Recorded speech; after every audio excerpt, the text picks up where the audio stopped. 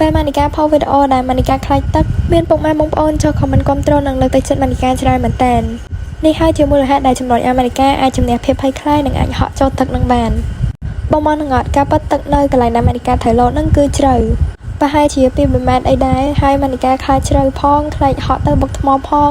ណាមួយខ្លាចមានអីក្នុងទឹកនឹងទៀតហើយម៉ានីកាចេះហែលទឹកទេបងអញ្ចឹងហើយបើមានអារម្មណ៍ថាភ័យខ្លាចមែនទែន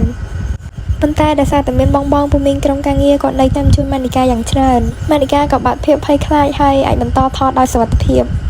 គ្រាន់តែពេលហ្នឹងត្រូវថតក្នុងទឹកច្រើនហើយថតទាំងភ្លៀងផងអីផងឡើងរងាញ័រញាក់គ្រប់គ្នាបងអ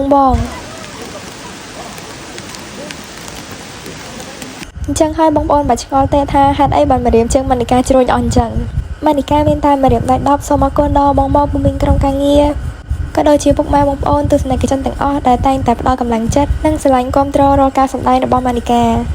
សូមជូនពរពុកម៉ែបងប្អូនមានសុខភាពល្អនិងមានសំណាងល្អគ្រប់ពេលវេលាជាចុងក្រោយពូខ្មោចទឹកសូមផ្ដាំទៅពុកម៉ែបងប្អូនថា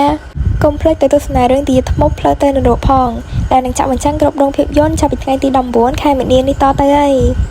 សូមអរគុណពុកម៉ែបងប្អូន